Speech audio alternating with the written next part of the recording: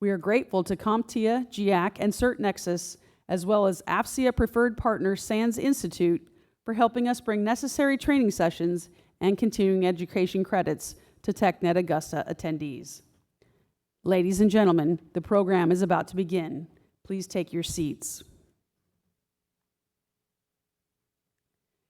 Ladies and gentlemen, at this time, please join me in welcoming to the stage Lieutenant General Robert Shea, United States Marine Corps retired, President and CEO, AFCIA International.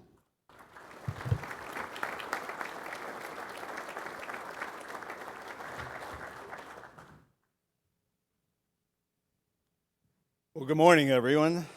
They're back. So thank everyone for coming and helping us conduct this event. And on behalf of AFCIA, our tremendous local chapter here, Augusta, Fort Gordon, and our teammates at the Cyber Center of Excellence, and the leadership from the city of Augusta, particularly the mayor, who here has been a tremendous supporter for this event and has done tremendous work to help us and smooth some of the rough waters that often come along with these events. So, Mayor, thank you very much. We certainly appreciate the cooperation and the way that your staff has opened up the city of Augusta to us and to our partners that are out here today. So thank you. I can't begin to tell you how excited we are to be back in person here, live events. This is a very challenging time. I think we all recognize it, and you'll find that we have some additional protocols in place, as was mentioned before, to ensure your safety and good health as you participate here. Your safety is absolutely critical to what we're doing. If you see something out there that's offensive or something that's causing problems or challenges, please let us know so we can correct it as we go forward. Again, we're recovering the face mask covering in keeping with the recent DoD guidelines and released at the beginning of August. And please refer to the health, as was mentioned before, the health and safety guidelines on all requirements and make any recommendations you may have going forward. As always, we're grateful to the many sponsors and the exhibitors who are participating today, showing their wares, helping to demonstrate the capabilities that are needed by this country to go forward, as well as our partner countries and industry as well, for that matter. I particularly like to recognize our platinum sponsors, NetScout and Worldwide Technologies, for their support. And I'll tell you, it's just been tremendous working with all the exhibitors and sponsors out here. So thank you very much. I'd like to acknowledge all the VIPs that are here today. But you're all VIPs. As I went down the list, there were 30-some VIPs, and I'm not going to torture you by listing all the names, but just suffice it to say, we welcome you, we thank you for your support, and we look forward to spending some time talking with you, working with you, hearing your ideas and any thoughts that you may have on how to improve this conference and how to help us as we move forward in this very challenging time. So again, thank you to all the VIPs here. I don't know if Congressman Rick Allen has shown up yet, but he's the 12th Congressional District Representative, and we expect to have him here. I want to start by recognizing all the support, again, that we've gotten from the City of Augusta, as well as the chapter here, in conducting this event. So, with that, I'm going to turn it back to the narrator for just a second. Ladies and gentlemen, please rise for the performance of the National Anthem by Kevin Jang from Riverside Middle School.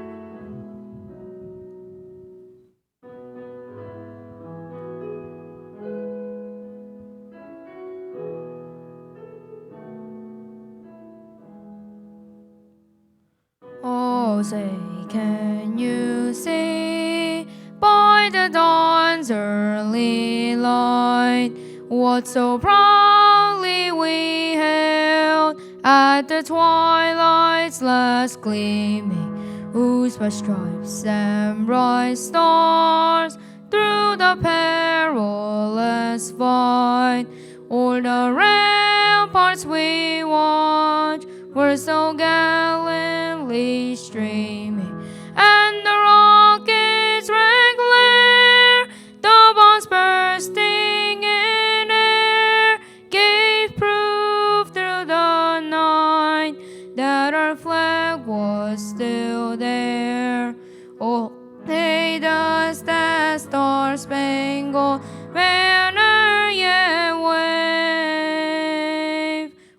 the land of the free and the home of the brave.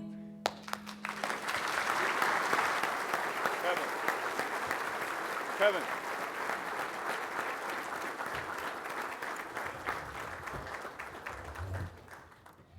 Please take your seats and welcome to the stage Chaplain Jeff Boyles, Senior Chaplain for the Cyber Center of Excellence in Fort Gordon, to provide the invocation for Technet. Good morning, and please join me in prayer. Almighty God, hear our prayer and heed our calling for your blessing for the 2021 Technet Conference. We thank you for the ability to design and leverage technology for the defense of our nation. And may this conference, O Lord, further facilitate communication and networking, education and problem solving, enabling us to operationalize information advantage.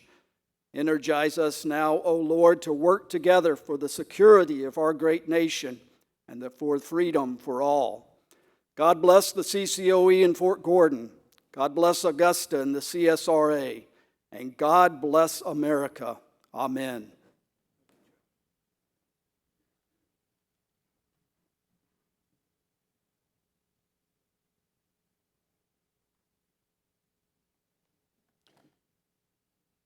Again, I want to thank the chaplain for his words and his thoughts going forward. And I think it'd be appropriate if we just took a brief period of time here to think about and pray for our comrades, our friends, our allies, and our partners who are in harm's way at this point in time.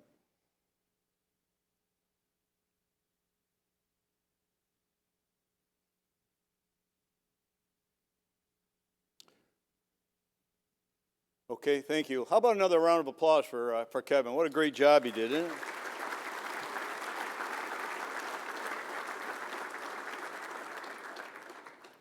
Okay, it's been our pleasure to conduct Technet Augustus right here in Augusta since 2013.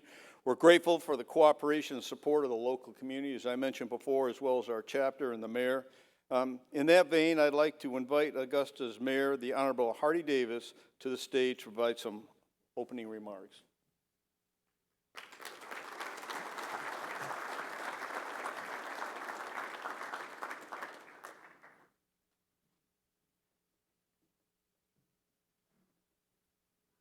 Good morning. On behalf of all of our citizens and the city's commission, I not only welcome you back, but if I were to take one from the page of Michael Jordan, it's on good account that he sent a simple fax that simply said, "I'm back," and my statement to you is, you're back. We welcome you into the city for 2021. Not only do we welcome you back into the city for this auspicious occasion, but more importantly, to all of our partners. Last year, and even into this year, we continue to fight perhaps one of our greatest global pandemics ever. But it is not without support. And so today, as we launch the official kickoff of Technet Augusta, I want to thank our partners, our AFCEA local chapter, and my good friend, General Shea, and to all of the partners who have helped make this possible, to include the Augusta Marriott and Convention Center, to help put this on safely. As I said on last evening, you can't do things like this without organizations like Visit Augusta. We're here today because we live in a connected world, and that connectedness requires us to have conversations like this today, of where we will engage around operationalizing information advantage. That's important for us even as a city. When you think about the threats that have happened, and quite frankly, the real hits that cities have taken on since 2018, cities even around us in this great state of Georgia. It takes conversations like this and partners to help not only secure our systems, but to make sure that we can continue to operate at the highest levels of effectiveness and efficiency. You help make that possible. Those of you partners in the public and private space. And for that, we're eternally grateful. Once again, on behalf of all of our citizens and our entire community and the CSRA region, welcome back to the city of Augusta for Technet 2021. And if there's anything you need, please do not hesitate to reach out and call on us. Thank you, and God bless.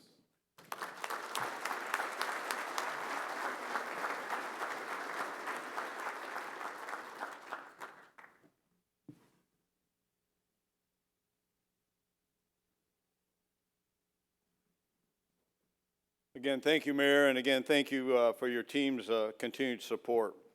We're honored to be here at the home of the Army Cyber Center of Excellence. This is FCIA's 75th year of existence. A lot of people don't realize that, but FCIA was formed back in 1946 by three gentlemen. All of them actually had strong ties to the United States Army. General David Sarnoff, who had a special commission as a general officer during World War II, Major General Harry Ingalls, and Darrell Zanuck, the producer and the director of The Longest Day. And at that time, they said, after the war, it was important. They recognized the need to have a continuous dialogue between industry and government to make sure that we were never caught flat-foot. Our nation and our partners, our allies, were never caught flat-foot again like they were prior to World War II from an industrial base perspective and having the industrial base that we need to move going forward. So in 1946, at a place called Francis Tavern down in down in the Finance District of New York, the same place where General George Washington discharged his army, his officers of the Army, after the Revolutionary War. General Sarnoff, General Ingalls, and Darrell Zanuck are given credit for founding FCIA. So here we are, 75 years later. We're an international association with chapters in around 138 places around the world. We've got over 30,000 members and going strong. We took a little dip during COVID, but they're coming back. The membership is coming back. If you're not a member, we would encourage you to join FCIA. We think there's a lot that we can offer, and we've got a booth downstairs that will be able to talk to everyone about what it is that we do have to offer. In addition to your attendance this week, you may be interested in some of our other upcoming events, so please visit www.fcia.org for the latest information on events, membership, publications, educational outreach in our chapters. There's also an upcoming event in Augusta in which I'd like to direct your attention, and that is on January 25th through the 27th of 2022. FCIA is thrilled again to bring our third annual Cyber Education Research and Training Symposium, which will include a coordinated industry trade show for the first time. So it's an event that's expanding. It's a recognition of the need for increased training, education, and learning about what the challenges are that come from the cyber world. The focus on this event remains the education, training, and research activities are ongoing from our corporate sponsors as well as industry and government. If you're not a member of FCIA, as I said, we encourage you to stop by the booth. It's booth 123 downstairs. We've got a very busy week here. If you didn't download the program in advance, again, it's available on the conference website and is formatted for printing on standard paper copy. This gives an overview of everything that's happening this week in the event. You'll note that in addition to the sessions here at the Marriott, there are sessions that will be going on at the Georgia Cyber Center right down the street, a couple blocks. You may find the Georgia Cyber Center by exiting the Marriott and turning left on the Riverwalk. It's a couple blocks away, as I said. It's just down past the Art Museum.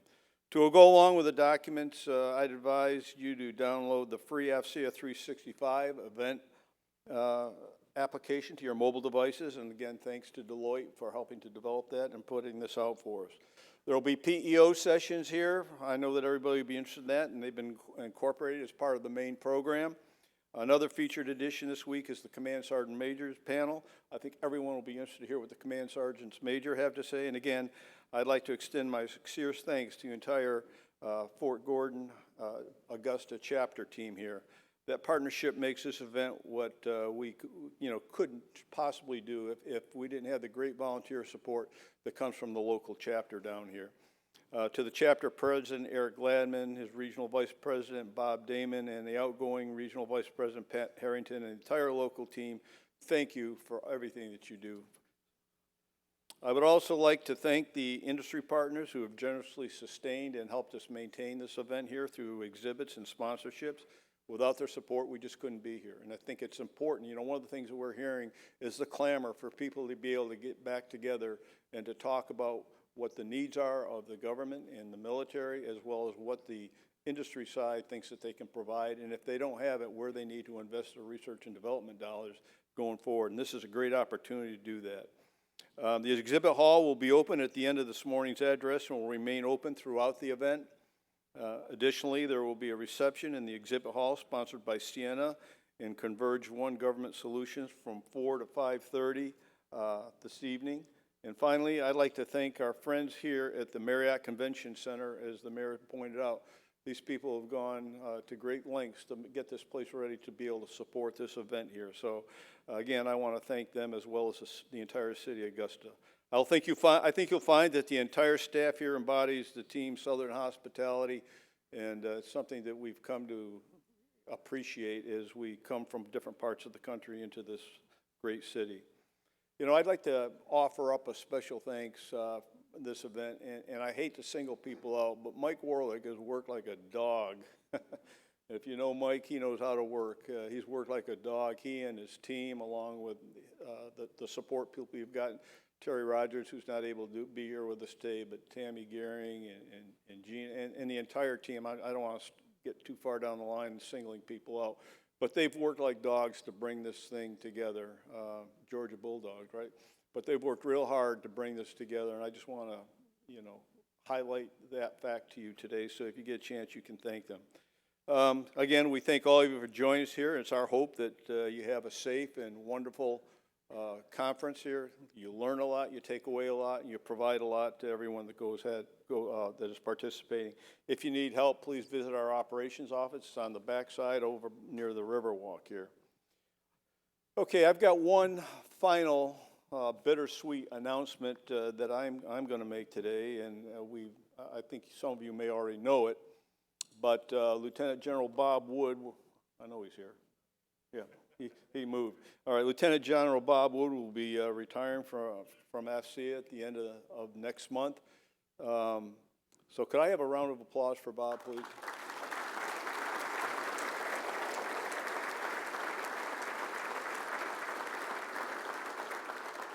Most of you don't know this, but Bob is, you know, and his team are responsible for about 75% of the revenue that AFCEA brings in that we apply, you know, from conferences that we apply to a lot of different areas out there. He's brought an entrepreneurial spirit to what we do. You certainly know that he's highly respected. And as I said, he's got the largest business unit inside of AFCEA, and if it wasn't for the thought leadership that he's brought, the connections that he's made, the focus he's brought to the events, we certainly would not be in the solid position that we're in today. And speaking of that, you know, some of the people ask me, well, how's AFCEA doing? I will tell you this, if you told me back in March of 2020, we'd just come out of one of the biggest events we'd had, and that was AFCEA West in San Diego.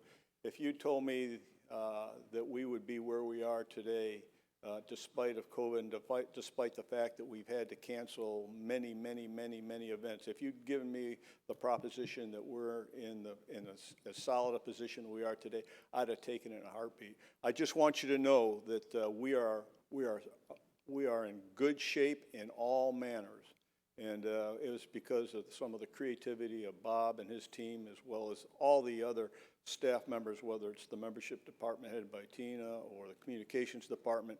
They've worked really, really hard, and we're coming out of this thing in a strong financial position, and we're ready to go.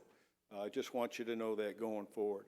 And so, again, I want to thank Bob for all the great work that he's done. He's been an advisor, a counselor, and in some ways a mentor, and he's kept me out of a lot of trouble. Probably put me in a little bit of trouble too, haven't you? But anyway, he's going to be sorely missed. So as I said when I started, this is kind of a bittersweet moment. The sweet part of this is that Bob's job and position is going to be taken by Paul Fredenberg. Paul, where's Paul? Paul's right over here. Paul brings I think the Signal Corps knows Paul very, very well. Paul worked with me on the joint staff several years ago, and he was a remarkable man then. He's remarkable today. You know, his last three jobs, he's been the commandant of the Eisenhower School at the National Defense University. He's been the J6, the United States Pacific Command, and most recently he's been the deputy of the JTF Doden, so he's been responsible. He's the guy that's been responsible for defending the DoD networks. And I'll tell you, we couldn't be more excited than to have Paul on board, and I think we're really lucky and really fortunate that he chose us up because he had a wide range of opportunities out there.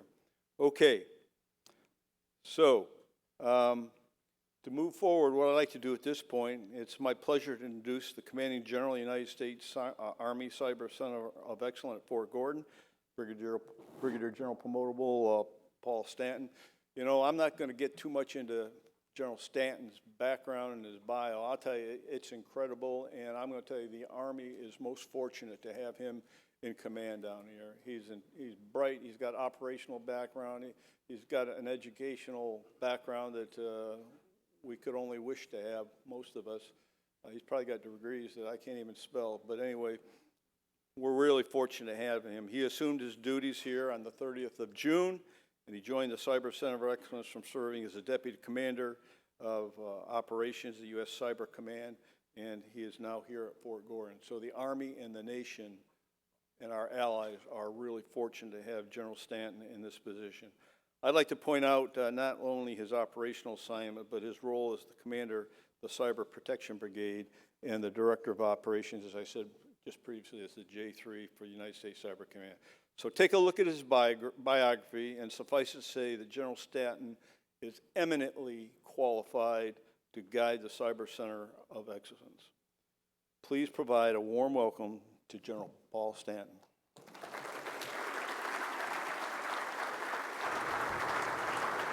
Thanks, sir. Thank you. Welcome back. It's fantastic to be in Augusta. It's fantastic to be in Technet and to be here in person. I could feel the energy in the room. It might be the fact that I spent the past 12 hours drinking coffee in the basement, but I'm excited to be here. My adrenaline is coursing because of the talent that's in this room and about what we're going to discuss over the next week. I encourage you to enjoy our beautiful city. Thank you, Mayor Davis, for honoring us this morning with your presence here and facilitating this fantastic event in our beautiful city. When you walk out of the back of the Marriott and you look at the Riverwalk and you head down to the Georgia Cyber Center, just take in all that is Augusta. Ignore the humidity that our friends from Fairfax, Virginia brought down with them. Just enjoy the fact that you're here in Augusta. Yes, we are here in person.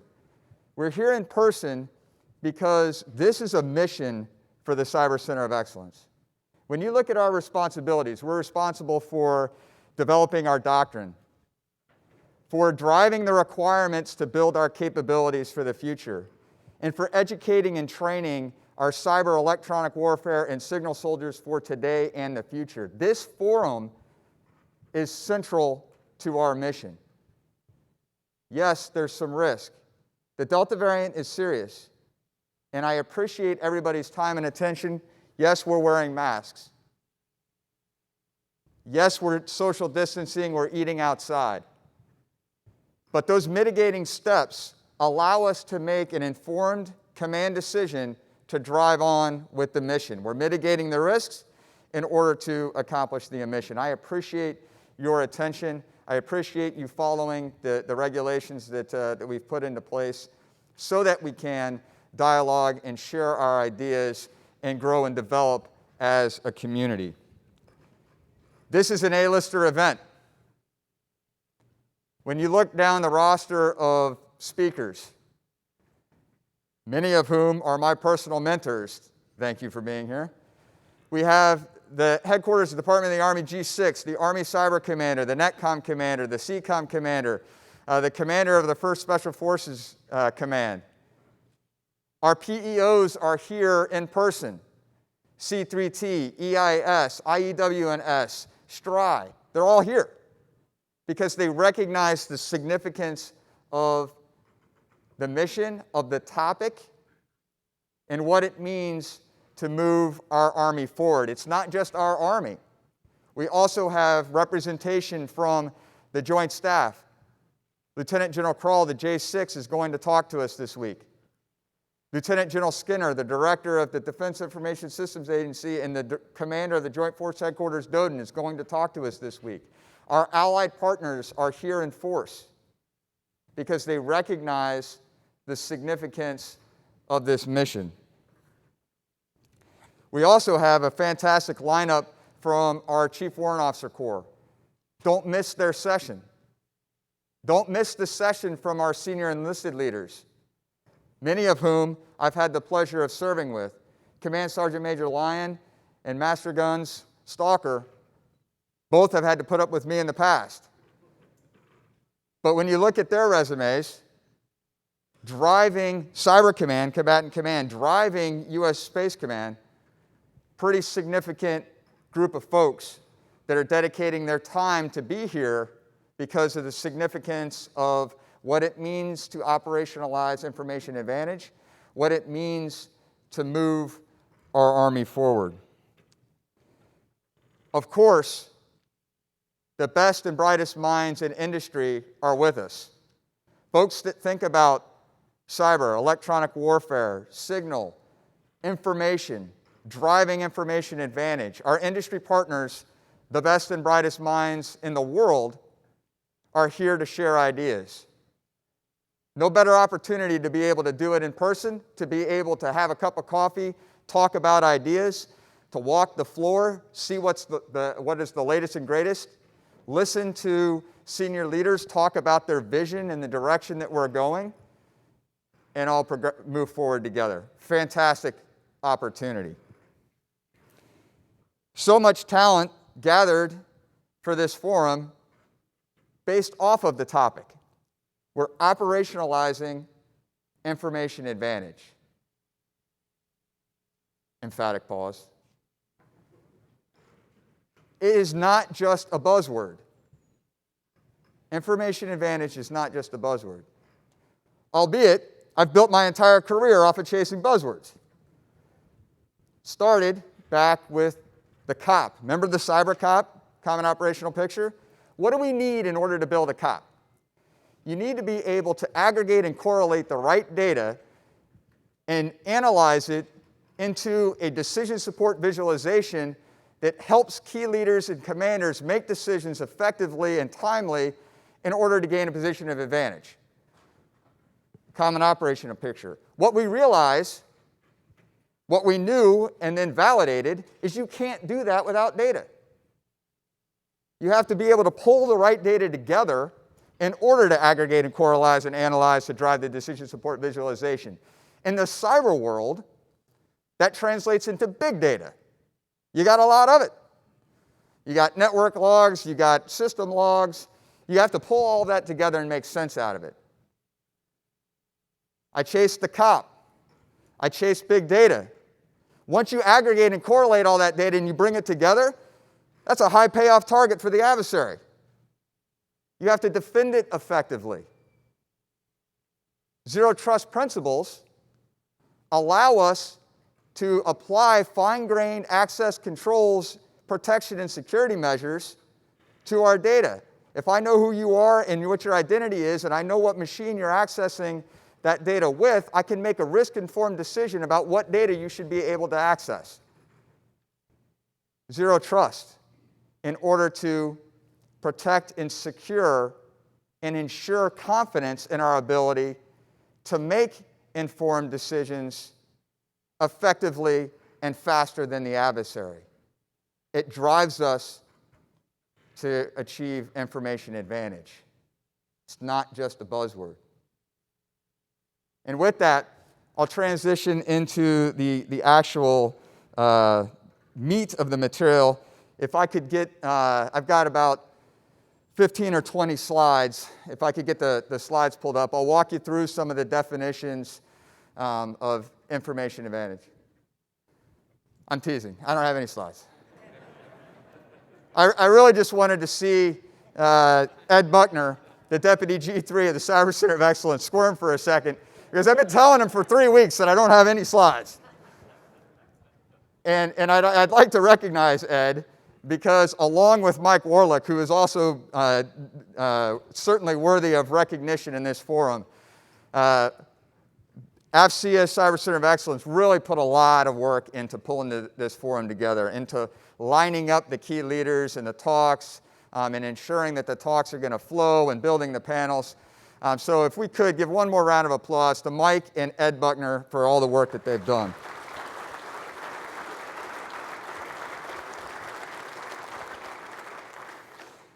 Okay, I actually am going to get into the meat of what I wanted to say now, but I don't have any slides. So the theme for this forum is operationalizing information advantage.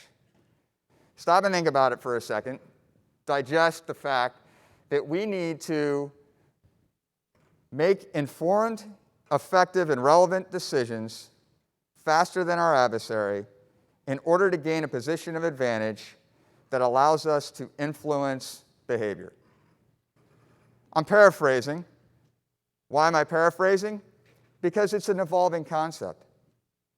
This is not yet doctrine. It will become doctrine in the Army. It's not yet. And so those words that I chose may or may not become the new FM 3-13 for information advantage. Something along those lines. Maybe not those words exactly. This forum is about ensuring that we drive towards getting those words right.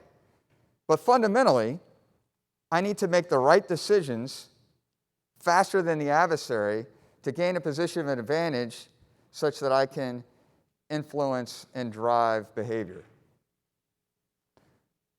Broken down, I need to sense, understand, decide, act, and assess the effectiveness of my actions.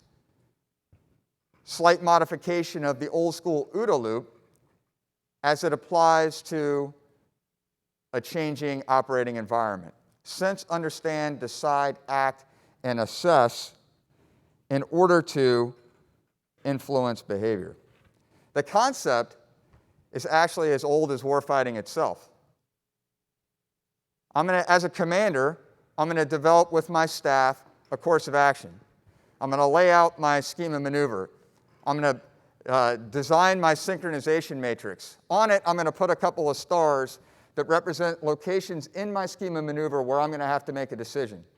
Once I understand where my decision points are, I'm going to drive my priority intelligence requirements that then drive my intel collection plan. What assets am I going to allocate to look at what things in order to inform my decisions such that I can make decisions more effectively and faster than my adversary in combat? We've been doing this since we've been warfighting. What I just described is absolutely our doctrine. So what's different today than from where we came? My argument is that it's the volume, velocity, and variety of the data. Remember, I've been chasing buzzwords, right? A big data and all that, right? You know the 3 V's. You've been listening to them for a decade now. But it's actually true. The volume, velocity, and variety of data have grown exponentially, and we have to apply the science in order to ensure we bring the right data through the right analysis to drive the right decision support for our commander. The art of command doesn't change. Commanders decide what the course of action is going to be. They approve the scheme of maneuver. Commanders decide how we're going to fight. What we need to bring to that fight is the informed science of how to sense the right data, how to transport it to the right location where I can store it to effectively aggregate it and correlate it, to analyze it, to drive that decision support visualization that allows the commander to make a decision. And oh, by the way, I have to do that faster than the adversary.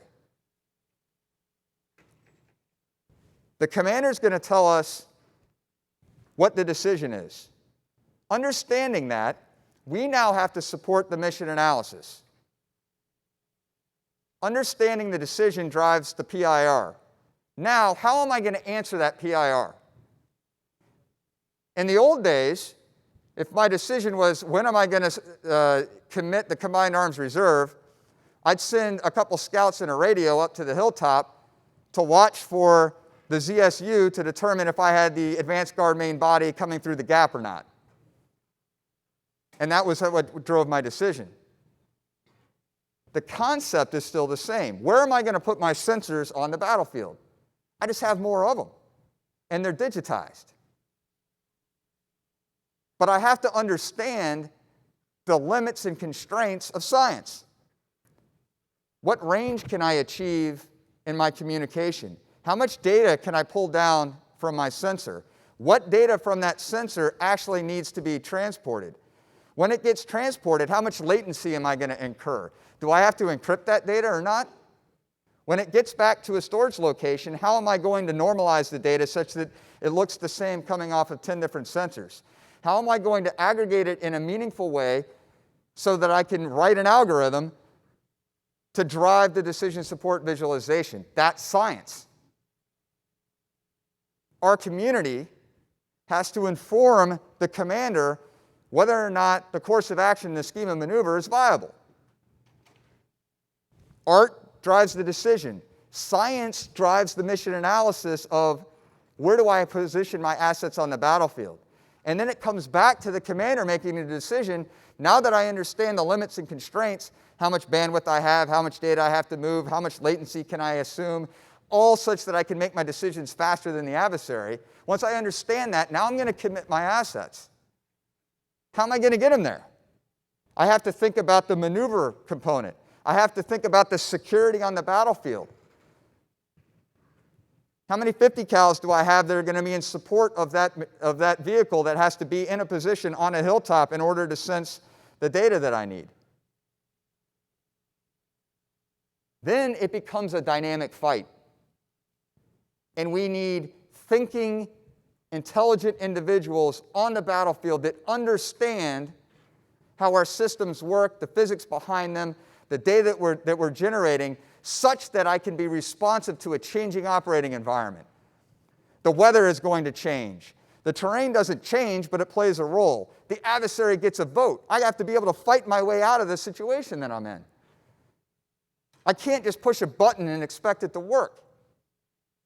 I have to understand how my system is designed. I have to understand what the data flows are so that if I'm not moving the right data, I can adjust in a dynamic and changing environment.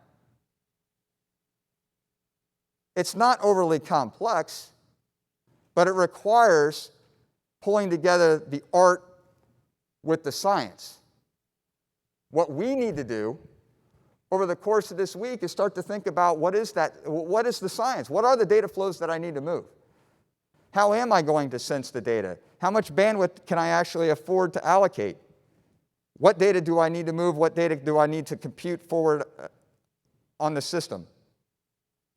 Do I need to encrypt it or not? If I encrypt it, how much latency do I introduce? If I introduce that latency of having to decrypt on the far end, have I delayed the decision cycle and given the adversary the advantage?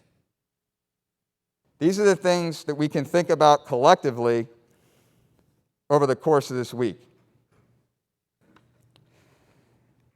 We also, in order to support multi-domain operations, I'm full of buzzwords, by the way, I can throw more out if we know. In order to support multi-domain operations, we have to think about scope and scale. I just talked narrowly about the tactical fight, justifiably, because the Army is moving in the direction of the division as our unit of action. Everything that I just described is how we need to think about what it needs to support information advantage in a division fight. But in multi-domain operations, that division isn't fighting by itself. How am I going to support that division with long-range precision fires that are delivered by the multi-domain task force? I can't just have that tactical data. That tactical data has to be correlated with data that might emanate from the cloud. That data might come from the intelligence community. Inside of the multi-domain task force, I'm going to have to pull data from multiple different locations. I have to be able to pull that data, which implies that my tactical edge assets are combined with my operational assets or combined with my strategic assets. And I need to move the right data to the right place at the right time inside the decision cycle of the adversary so that I can maintain information advantage. I can't do that without a unified network. I have to be able to tie together the tactical edge through the operational level of war, through what historically we've referred to as the enterprise, combine it with what comes from the cloud. I have to be able to fight that end to end. It has to be connected in a logical way. I have to know where my data is. I have to know how to find my data. I have to be able to query it at speed so that I can pull the right data to inform the right decision, to drive the right decision support visualization, to make the right decision more effectively and faster than the adversary. I can't achieve information advantage without the unified network. Two significant themes that we'll talk about this week.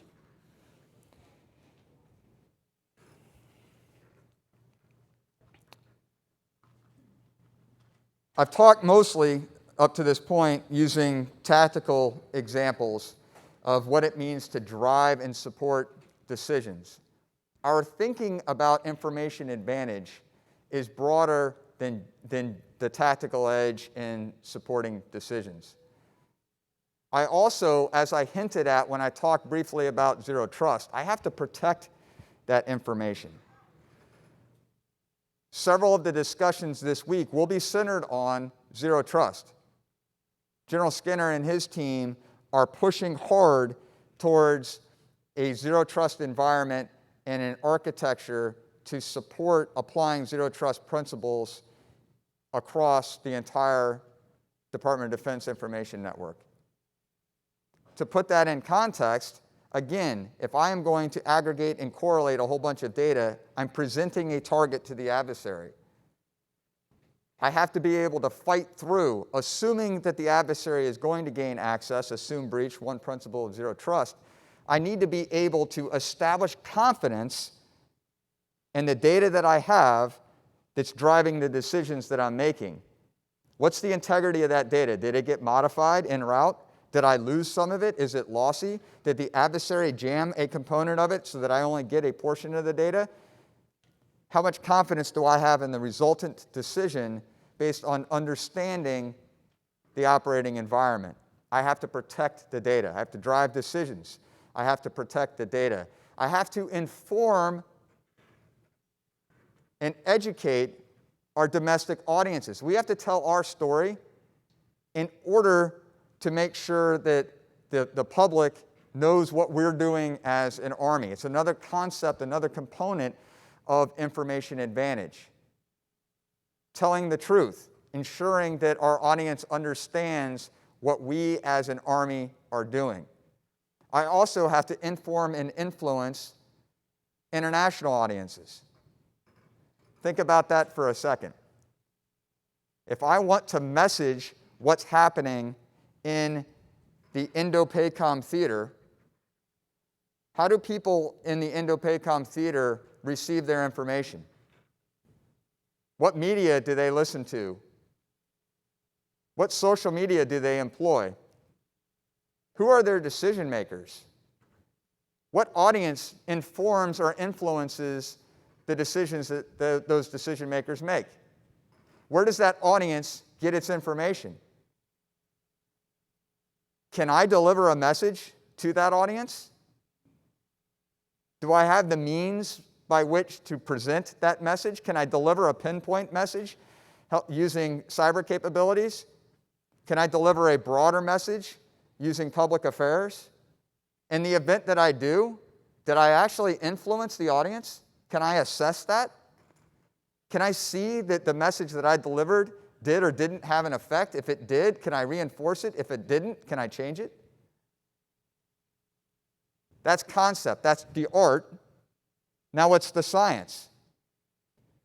Am I collecting the right data associated with those social media outlets so that I can analyze them and develop patterns and trends over time to make a determination whether or not the message that I delivered changed behavior? It's another huge aspect of our discussion of information advantage. If there's one theme across all of this, however, it's that we are driving operations for commanders. Commanders are the ones that make the decisions. Commanders are the ones that develop the course of action and the scheme of maneuver.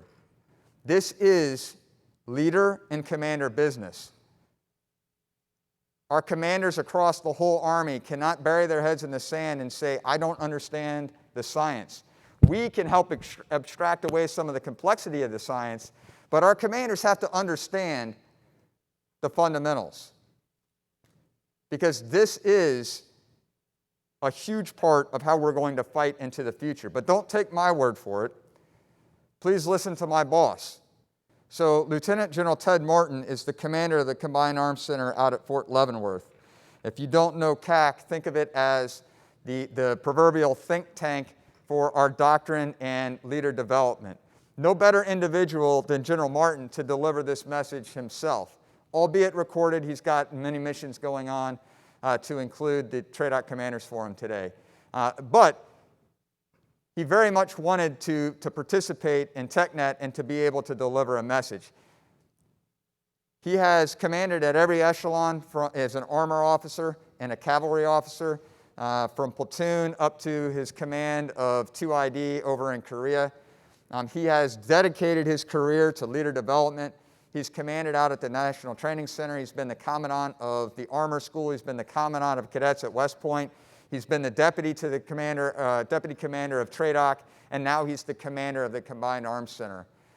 If I could, let's just listen to my boss explain the relevance of information advantage in command. If we could roll the video of General Martin, please. Good morning, folks. Lieutenant General Ted Martin here. First, I'd like to thank Brigadier General Paul Stanton for that warm introduction, and I would like to thank Technet for giving me the opportunity to spend just a few minutes with you talking about information advantage. As I said, my name is Lieutenant General Ted Martin. I'm the Commanding General of the Combined Arms Center. We are part of Training and Doctrine Command, and we are helping develop the doctrine that will lead the Army into the future. The first thing I'd like to tell you is I do not have all of the answers. In fact, a long time ago, I used to think I knew everything, but now I question everything. There's a lot going on in the world right now, and there's many examples of our competitors using information advantage against us.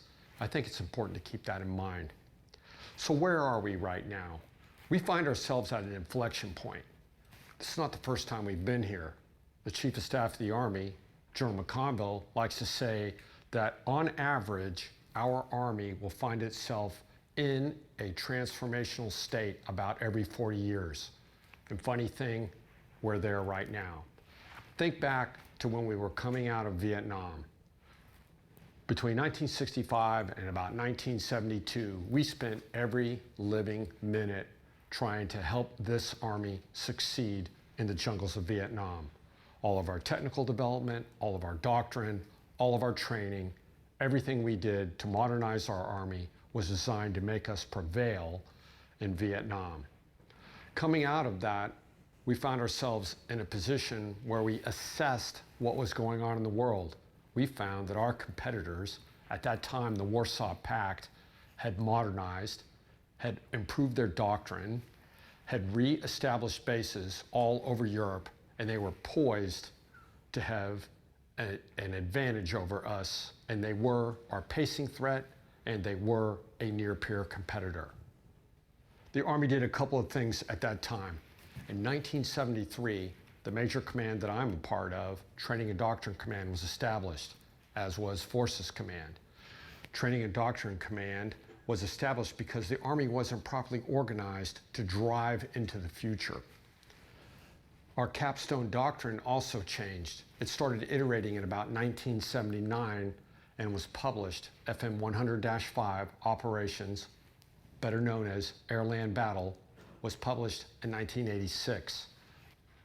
So we are on the cusp of another transition.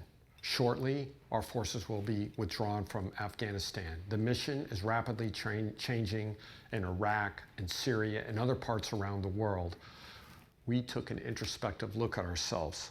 First, we based everything on the National Defense Strategy of 2018, where we were challenged to increase our lethality. We took a look around, just as we did after coming out of Vietnam, and found that our competitors had changed their doctrine, had made their investments in modernization, and were poised as a near-peer threat. We saw that we were not properly organized to prepare for the future. So following the publication of the National Defense Strategy in 2018, our Army took an introspective look at itself, just like we did in the early 1970s. We were not properly organized. Army Futures Command was birthed from this effort, and a major modernization effort, both in terms of concepts and equipment, were put into motion. So in 2018, Army Futures Command was established. The concept for multi-domain operations hit the street, and now Training and Doctrine Command is leading the effort to produce the new FM 3.0 operations for multi-domain operations. So it's an exciting time to be in the Army, especially here at the Combined Arms Center and the outlying centers of excellence, specifically the Cyber Center of Excellence. The new doctrine is forcing us to move into the future, and a part of that future is information advantage. The doctrine is being created as we speak. But as we look towards the future, Army Futures Command and the United States Army are preparing us for 2035, 2040. Here in Training and Doctrine Command, we are interested in focusing on the Waypoint Force. The Waypoint Force of 2028 will marry emerging operational doctrine, FM 3.0, which we believe will be published next summer. It's currently being drafted. And part and parcel with that will be the new concept of information advantage, which will build on our successes of the past. As we look around the world, our competitors have exploited this to their advantage time and time again. What we know now is that this ungoverned space must be dealt with. And as we look at the force that will be the Waypoint Force of 2028, 2029, the new unit of action will be the division. The division will have a G39 shop where information advantage activities will take place. What's the most important thing about information advantage? The most important thing is that this is commander's business. Just as we invest time and energy in tactical operations and targeting, the commander must now invest a significant amount of time and energy in managing information advantage. Inside information advantage, we must understand the environment, we must decide what we need to do, act, and then assess. This is a new paradigm that commanders will be forced to grapple with in order to gain information advantage. We must be able to outmaneuver the enemy, not just on the battlefield, not just with fires, but in the information advantage arena. We are well suited for this. The new division, which will be created for the Waypoint Force of 2028, 2029, will have a very robust G39 section. Where the rubber meets the road at brigade combat team level, the SEMA platoon, which will be part of the military intelligence company under the current structure, will give the brigade combat team commander the ability to influence information advantage at the lowest levels. This will require leaders with special skills and attributes. They must understand what the policies are. They must be as aggressive in the information environment as they are on the battlefield. So where are we headed with information advantage? We've got a lot of work to do. Commanders need to be involved. We need to be in this from the very ground all the way into the future. So what does the future look like?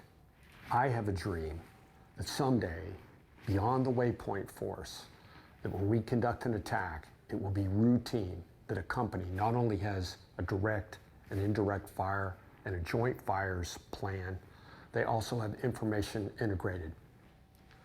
I'd like to thank you for giving me the opportunity to spend some time with you this morning. I'd also like to thank Brigadier General Paul Stanton and all the folks at the Cyber Center of Excellence for the hard work they're doing, and my friends at Technet for bringing everybody together. I think these venues are very important. We're not sure exactly what the future will look like. we are in the process of developing the doctrine. With your help, we can get it right. And remember, to all the young leaders that are out there, you don't have to be a general at the Supreme Headquarters to come up with this doctrine. I get the feeling that the best ideas are out there in the audience right now. Have a great day, and remember that at TRADOC, victory starts here. Yeah, appropriate. So a couple things to take away from General Martin's comments. First is a new TTP for very aggressively removing your mask.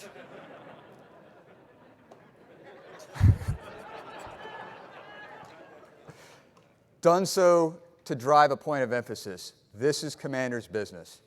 Hey, so this week, information advantage. How do we make the right decisions faster than our adversary? Predicated on the science of the unified network that must be secured and protected against our adversaries. Huge ideas, lots of space to discuss.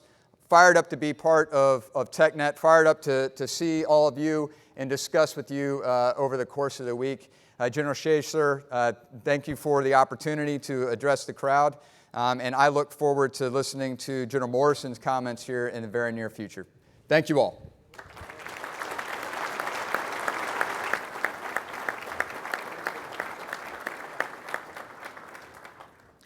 Ladies and gentlemen, please welcome Lieutenant General Shea back to the stage.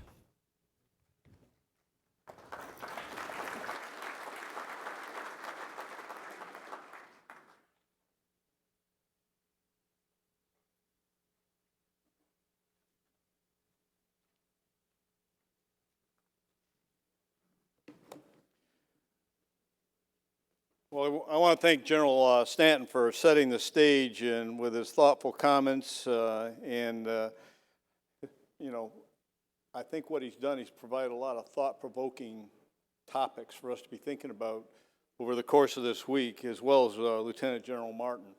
And you can hear that no one thinks that they've got all the answers. So this is that opportunity for you to bring forward your answers, or you get in discussions. Doesn't have to be with the generals themselves. It can be with their staffs too. Those good ideas will work their way back up to where they need to go. So I think that was a great way to set the tone for us moving forward. Ladies and gentlemen, at this point in time, I'd like to introduce Technet's opening keynote speaker, Lieutenant General John Morrison, the G6 of the Army, who is no stranger to Fort Gordon, and he's no stranger to the joint community, and he's no stranger to cyber challenges that are out there. General Morrison assumed his current duties in August of 2020. Yeah, I know. Are you telling me what to do? Why, yes, sir, I am. I got it. Anyway, I'll turn this over then to General Morrison. Thanks, John. Oh.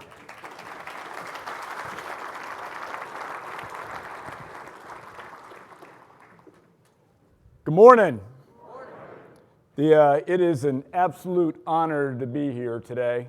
I would like to start off with thanking AFCEA, General Shea, sir, General Wood, Mike. Not quite sure where you're at, but thank you for putting all this on into the Cyber Center of Excellence.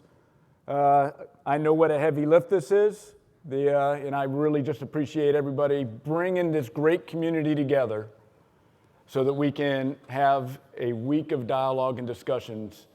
I think these sessions are so important, and it is, I think it's absolutely critical, quite frankly, because I do believe that our Army and our nation are at an inflection point. And the opportunities that come with challenges are right in front of us. But it's all if we seize it together. And so that is what I really want to convey to you. I'm going to talk for just a few minutes, and then what I'd really like to do is open it up for questions. Please don't leave me hanging, because we've got an hour, and it'll be very awkward, because I will not leave this stage. I will stay here the entire hour, and I will blind you with the reflection off of my forehead. So I really do want to get to the dialogue piece, but I want to hit on a couple things that General Stanton and General Martin talked about. Because I'm going to throw a thesis out to you. Everything that operationally that General Stanton laid out will not happen without a unified network. It simply will not happen. It is a pipe dream. And everybody knows that you can have the best doctrine in the world, but if you don't underpin it with that science that Paul was talking about, the notion of multi-domain operations at the speed, tempo, and violence that we envision will not become a reality. We will not be able to compete during competition, crisis, nor conflict unless we get after this notion of a unified network. And I want to sort of describe what this notion is, because it really is just a shift in our thinking. I don't think it is this monolithic thing. Matter of fact, I will submit to you it's not a thing at all. It's an operational framework. But I want to start with this notion of multi-domain operations, or in the joint world, joint all-domain operations. Hey, how many have read the Chief's white paper on multi-domain operations? I would highly recommend that everybody start with it, because everything that we do in the cyber domain must start with what are we trying to enable from an operational perspective. And the Chief throws out several notions about what multi-domain operations is. And I'm just going to give you some of his basic tenet. It's this notion of inside and outside forces, operating inside the enemy's A2AD bubble, their anti-access aerial denial capabilities, of which some of our near peers have built significant capabilities. But being able to operate inside that so you can gain contact and either employ kinetic or non-kinetic fires. That notion of outside, that we need to be globally connected because it will be a contested battle space, not to a specific theater, but globally. Just look at some of the capabilities that our adversaries have well outside their normal theater of operations. It will be contested globally. CONUS no longer being sanctuary. It will be contested. From the time we try to drive out of the motor pool to get to a port. Just look at the recent intrusions on U.S. infrastructure. The threat is real. So this notion of inside and outside, all globally connected. This notion of strategic, operational, and tactical effects being delivered at the timing and tempo of the maneuver commander's choosing. Strategic effects, deep sensing, long-range precision fires. If you're going to fire artillery from hundreds or thousands of miles away, that is not going to happen on solely a BCT-centric tactical network. It will not happen. Cyber effects. You'll hear General Fogarty talk about the operations that Army Cyber is conducting daily. That is not happening from being at the tactical edge. Yet, he can probably give you numerous examples of those strategic effects that are being applied in a tactical battle space. So this binding of strategic, operational, and tactical effects, this notion of inside and outside forces, all to achieve two things. To be able to operate at range, think of the extended distances, think global. In speed, which ties back into the information advantage components of what General Stanton was talking about, to achieve decision dominance over any adversary. To see, understand, and most importantly, act off of the right information at the right time, at the right location, is decision dominance. So if you start with that premise, that is the Army's transformation to multi-domain operations, how in the world do you get there with bifurcated modernization efforts when it comes to the network?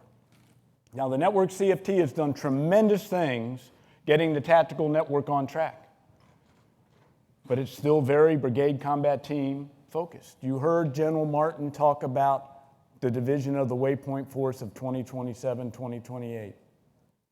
It's about division and core maneuver. It's about making those two echelons the unit of action. And right now, we're not postured from a network perspective to bring that together. It's about aligning modernization at the enterprise level so that you can apply those strategic and operational effects. That is what we need to drive towards. So, I will tell you, there's a way that we can get after this. So first off, we need to set the unified network so we can enable multi-domain operations. It starts with step one, optimizing the network that we have. We have spent a lot of money on network modernization, operations, maintenance, and security. I will submit to you, we have not been near as efficient with those investments as we've needed to, and therefore we've made ourselves less effective. But by aligning our investments and optimizing the network that we have, we can make a lot of progress that General Barrett can articulate to you when she speaks tomorrow. I'm passing the buck to you on that one, Maria. But I'm being facetious. I'm more than willing to take questions on it. But we can make a lot of money. But it's also, number two, aligning our tactical and our enterprise modernization efforts so we are linking it all the way across. We do not have a coherent modernization strategy, plan. I think we have a strategy for our mission networks writ large, whether that's U.S. Secret, whether that's RTS, or whether that's SecRel. Yet those are the networks we will be fighting on.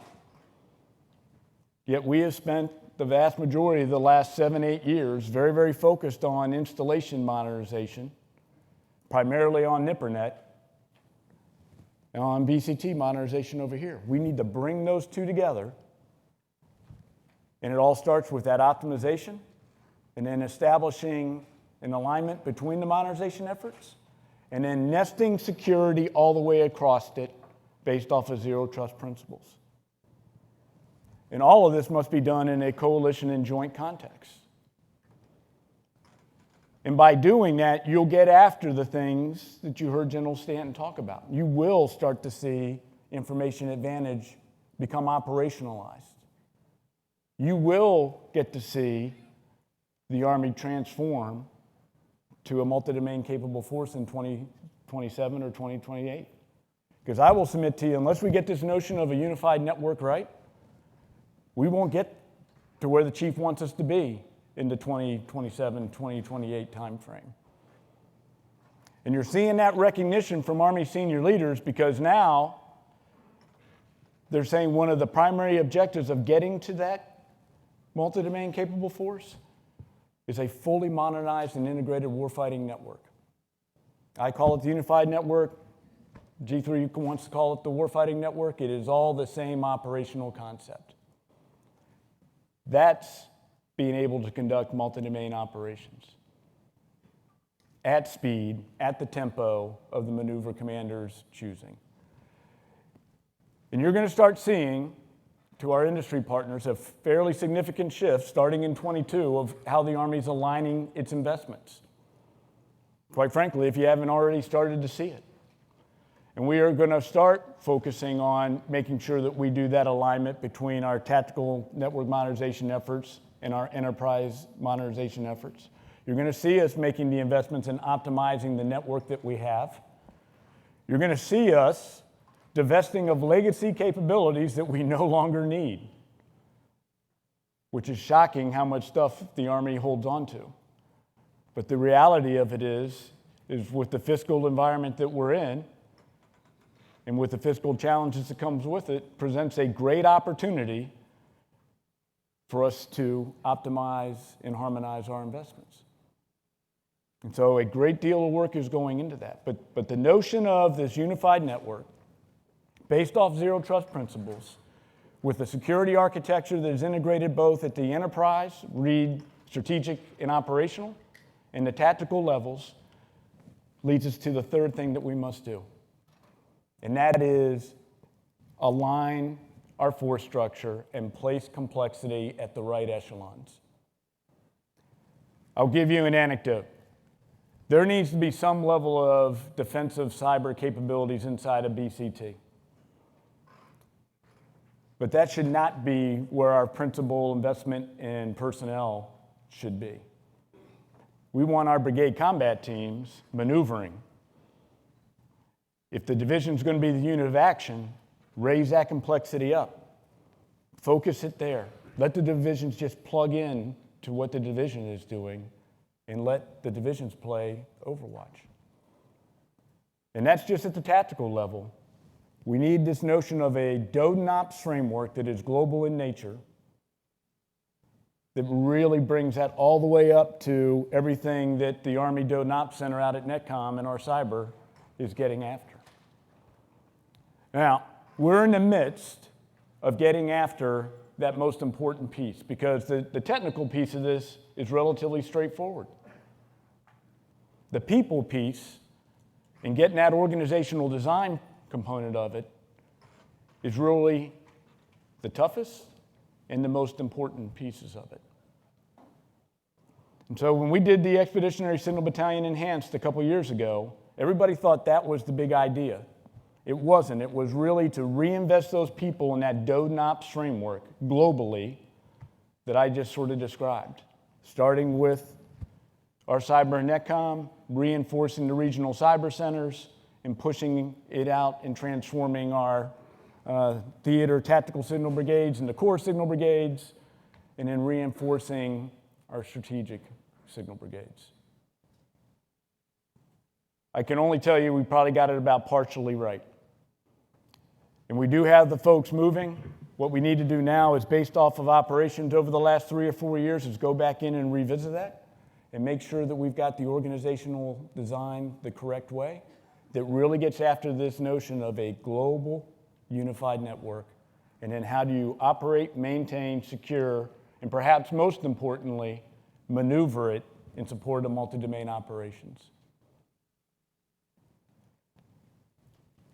So, setting an architecture, setting people and organizational design.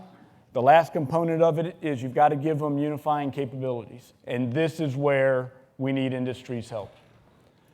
So the Army now, for the very first time, has a unifying net ops capability requirement document. Enterprise, again, strategic and operational, and tactical. One requirement to get after this notion of a unified network.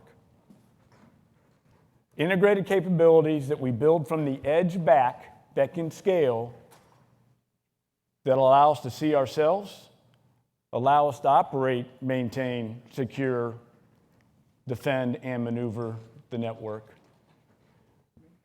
And where you have the same look and feel no matter which echelon you're at, so that I can take a signaleer or a cyber operator and I can put them into any command post or TOC and they see the exact same thing. And it's integrated. So this notion of the COP that General Stanton, that buzzword he's been chasing, is actually something that you can see. So we align architecture, we align people, we align organizational construct, and you align capabilities. And that needs to be our real push to get after this notion of a unified network.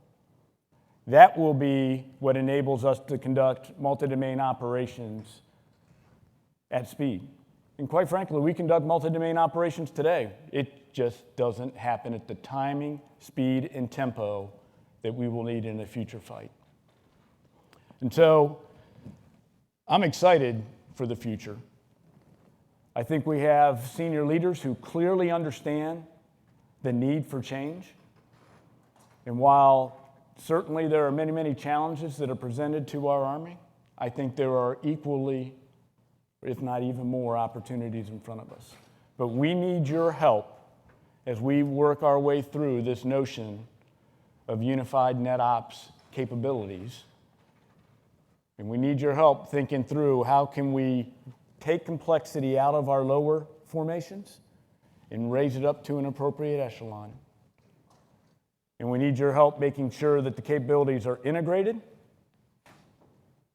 They are not stovepiped. They're not one-off. So that we're making, quite frankly, the folks that are out on the battlefield work harder, not smarter. We need to go the opposite direction. And so with that, I do appreciate all the time. This is where we're going to assume risk. You're either going to look at my bald head the next 40 minutes, or we can have a great dialogue, and I really look forward to your questions. Again, thank you.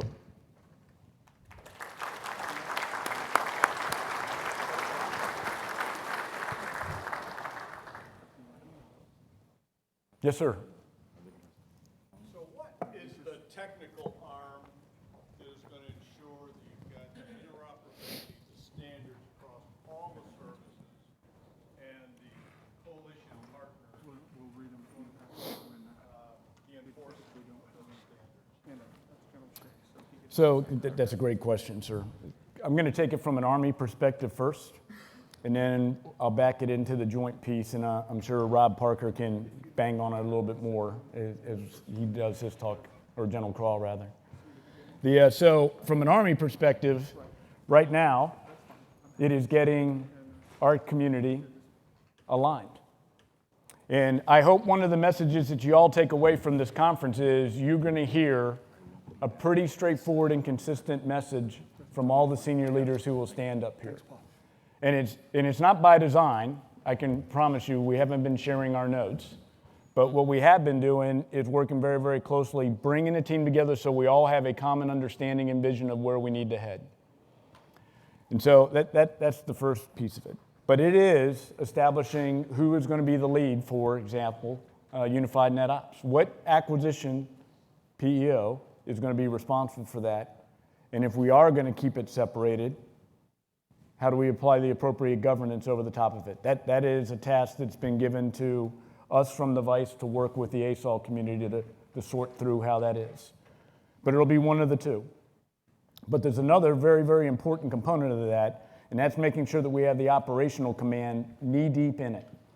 And that comes from two places. Our cyber, from a broader enterprise perspective, but also we've got to bring in ForceCom, USAPAC, and USARER so that they are playing an infinite piece of this, because the churn that we really want to get into the system is the operator pressure.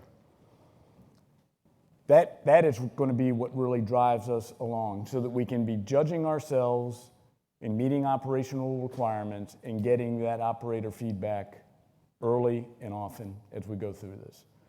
And so that's the Army perspective of how we're building this out. Now, to that point, the Army Unified Network Plan is in its final throes of staffing. It has gone through my level. It's going to be making its way up to the front offices with a detailed implementation plan that's going to be codified in the next order, because we're going to treat this like an operation. And we are going to pin very specific responsibilities on specific organizations with specific timelines, and then hold ourselves accountable through traditional Army processes, not through some separate network governance. That's mildly interesting if all the communicators and the cyber folks get into a room and talk about what we're doing. The key is getting it into operational channels so senior leaders are routinely understanding it. That's the Army perspective. The JADC2 cross-functional team being led by Rob Parker up on the joint staff is really the body that's pulling together the services to bring all that together. Now, that's a building process, but I will tell you it's morphing out into the broader community. What I will also tell you is at the service level, there is a ton of cooperation going on, specifically between the Air Force and the Army, where our chiefs of staff have signed out documents that said this is the way that we are going to start to build out this broader notion of a unified network and push those lessons learned up to the joint staff so that we are informing them.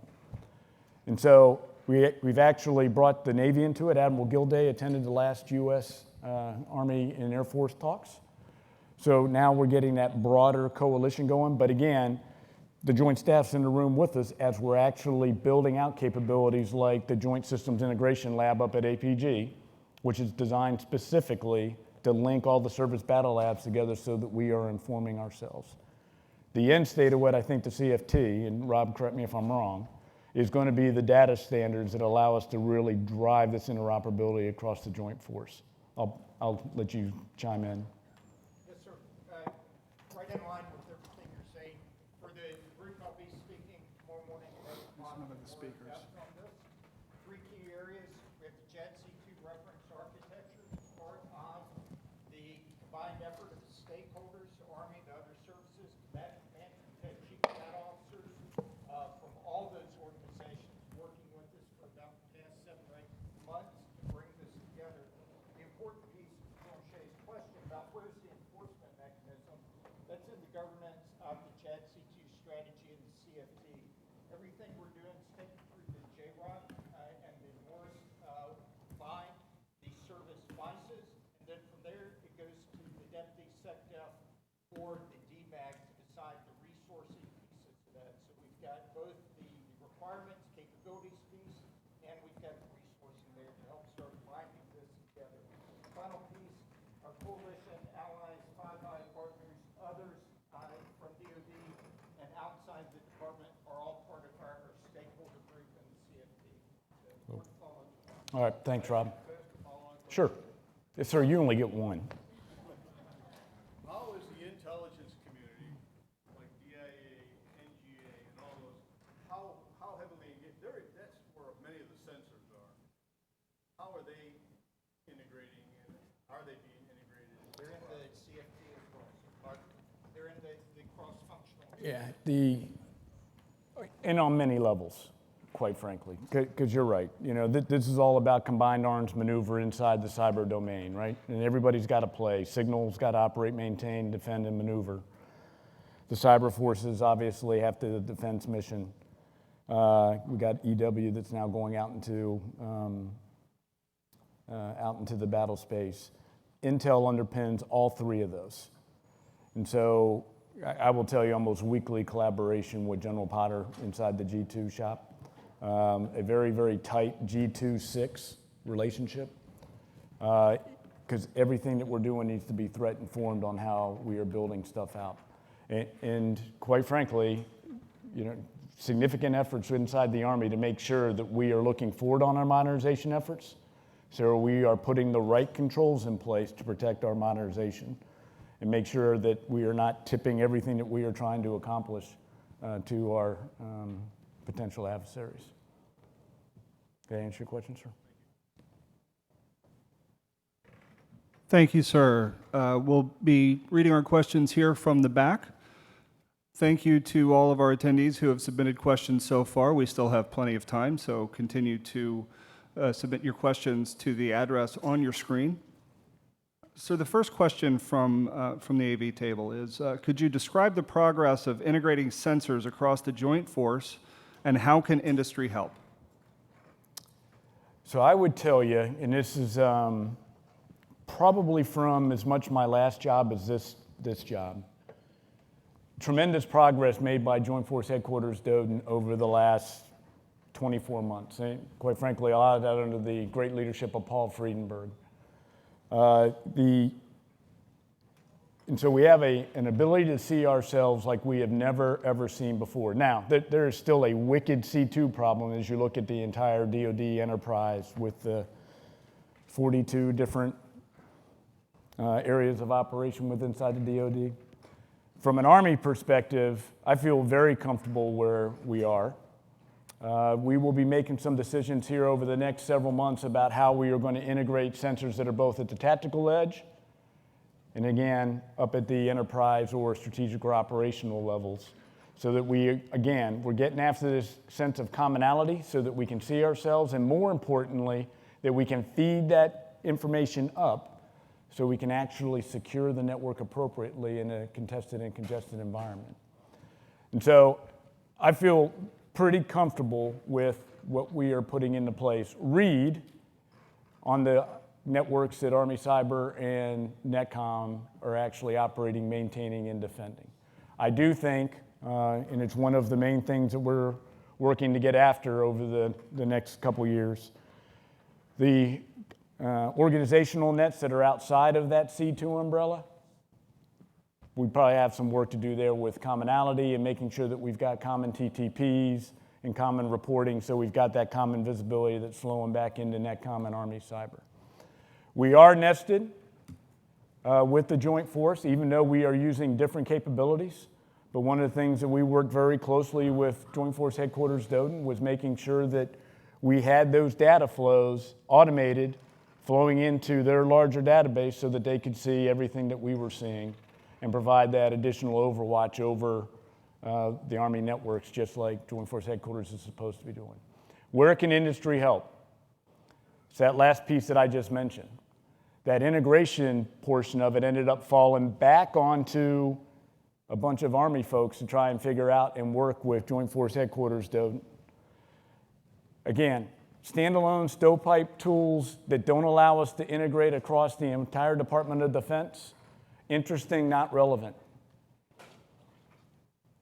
Even if they're the greatest thing in the world. Where we need help is making sure that whatever we use to operate, maintain, and secure and defend the network, we can integrate it not only with inside the Army, but across the broader Joint Force. It also needs to operate at the edge, as well as it operates on some installation here in CONUS. That is where we need your help. I can't bang on that one enough. Thank you for the question. I hope I answered it. Thank you, sir. The next question, you mentioned that the unified network will follow traditional Army rollout. Are there is there anything in place to ensure that we don't fall into the old drawn-out acquisition process? So I'll give you a couple thoughts. So one is this notion of optimized, which is really allowing us to do modernization of our network, but at a much faster speed. I mean, and those are quite frankly being almost exclusively led by NetCom and just taking capabilities that they have today with funds that get allocated by Big Army and then making critical changes to the network that actually allow us to deploy from CONUS and go overseas, and you're able to actually just plug into the network. And as everybody in this room knows, that traditionally has been a big challenge. But that's all about this notion of optimization. That's one piece. But I think the biggest tell is the way that we're approaching requirements. I mean, these IT boxes, and I just sat into the update to the device the other day.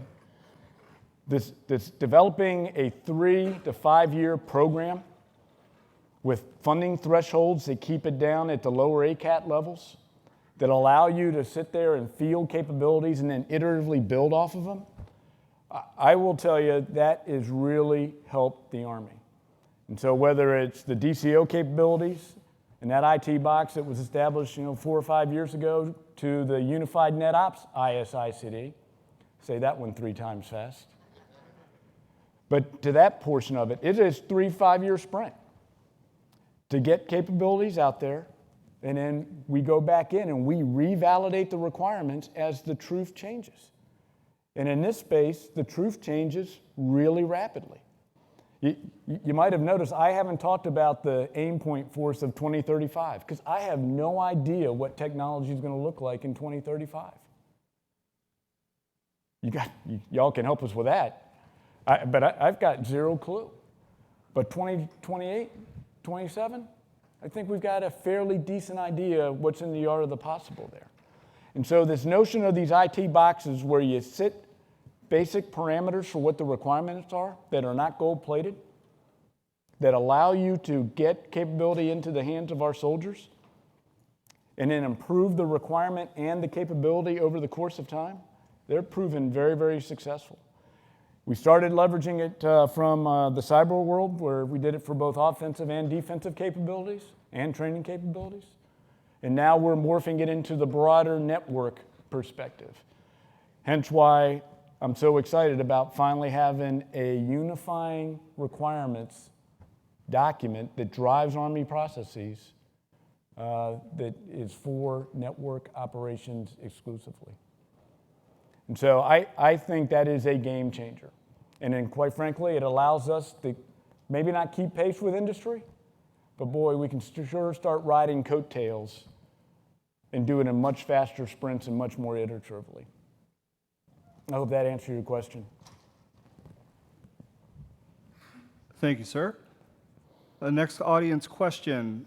With the Army's adoption of cloud collaboration environments, the ability to create workspaces and data has been democratized in a way the Army hasn't seen before. What strategies or policy are being created to ensure that knowledge and data created at the edge makes it back to the enterprise for broader use and doesn't remain siloed? I'm going to flip your question around a little bit, if I may, because quite frankly, from the edge back, we don't have that answer yet, but I'll explain how we're going to start getting after it so we can inform ourselves moving forward. I think the broader question, though, is as we've moved to capabilities like Army 365, software as a service, allowing us to actually leverage a cloud environment across the broader enterprise, has really set the foundation for us to move at a pretty good clip towards this notion of zero trust that General Stanton laid out. And it has been a game changer from a couple different perspectives. Not only did it build off of commercial virtual remote, CVR, that we put in place very rapidly due to the pandemic, that was one component of it, and it certainly helped with telework, et cetera. But it's the other side that's really been the game changer. And it is this notion of proving to ourselves we can take stuff off-prem, we don't need to hug our servers. And I know General Lawrence, I'm stealing that phrase from her. We can take stuff off-prem and we can actually put things into the cloud. We can put it in there in a secure manner, and we can trust it. And just that notion alone of proving it to ourselves at really a rapid clip. When we made the decision to go to Army 365, it was April, and in place in June. Again, treated like an operation.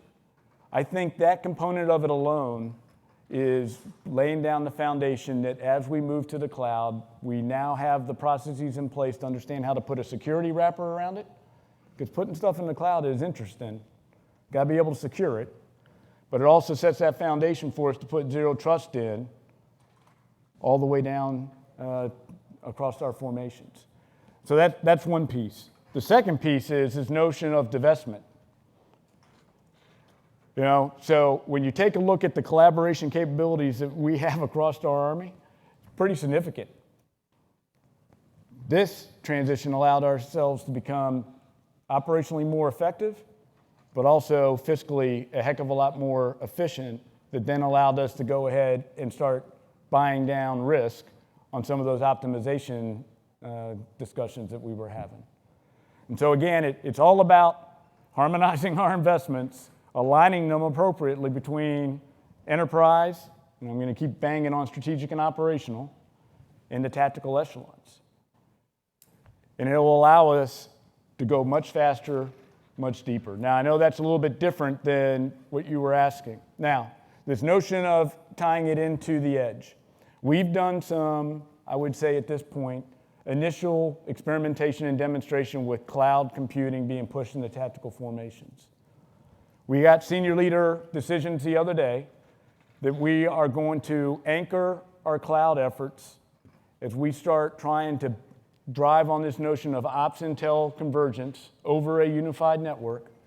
We're going to anchor our experimentation and demonstration in 22 and 23 to the multi-domain task force, tie it back into the enterprise efforts that are being led by the enterprise cloud management activity, and then drive that pretty ruthlessly down into core and division.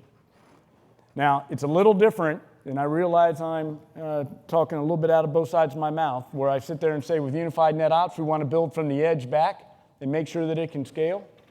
But in this case, to layer a data architecture based off of common data standards, it is more prudent to actually build the other direction. So again, we are building down towards the edge so we don't inadvertently put the complexity too far down, and we're able to manage it appropriately. All focus on being able to operate in a contested and congested environment. And so we will start that. We have a series of meetings this week, as a matter of fact, to start laying out what that detailed plan is for 22 and 23, so we can anchor to the investments we've already made in the multi-domain task force out at Joint Base Lewis McChord, and then tie that back into our enterprise efforts, strategic and operational, though I can argue that the MDTF operates at the operational, and then drive that down into our tactical maneuver formations. And so you'll be seeing a lot more of that start to play out because the detailed planning is starting now. And again, all driven to inform what the JADC2 cross-functional team at the joint level is doing, and very closely tied to what our Air Force partners are doing. I hope that answered the question. Thank you, sir. You just mentioned JADC2. Do you have any other thoughts on how JADC2 will be shaping Army networking modernization or vice versa? So it's a two-way street. I think General Martin mentioned it, when the best ideas come from the bottom up, and certainly whenever you're dealing with something as complex as what JADC2 is, there needs to be a give and take that's both coming from the joint community, but it also needs to be informed by operational reality coming from the services, and most importantly, operational formations coming back up to feed that. And so there's a give and take that is ongoing. What I will tell you that I'm very impressed with is the transparency. And I'll give you two examples. So when we did the Army Air Force warfighter talks between the chiefs up at APG a few months ago, the Joint Staff was invited. Matter of fact, I believe General Parker was the rep that was sitting there. Hearing the open discussion, hearing what the service chiefs are saying, and being able to infuse the joint perspective as well. I think that kind of transparency is absolutely critical.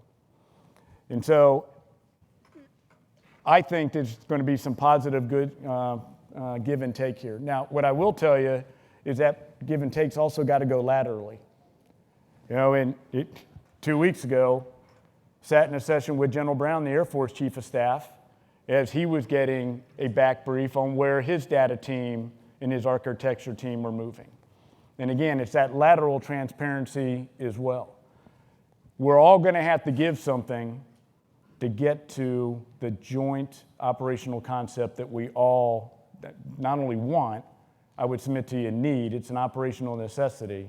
And so that transparency and that collaboration, I think, is absolutely tantamount. But we also want to make sure that we're invoking may be the wrong word, but we are putting into the process that positive friction that makes us have those hard discussions. You know? And then we can meet where we're going to meet, and then we all need to move out smartly together. I hope that answered the question, sir. And Ron, I'm not taking offense to you walking out, sir.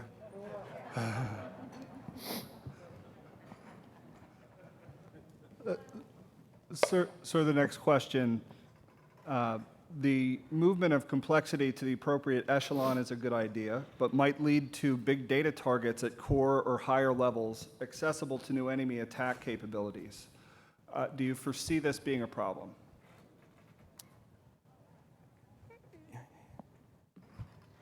You know, is it something that we need to work through? I actually had to get in my thought on that one for a second. Is it something we need to work through? Sure.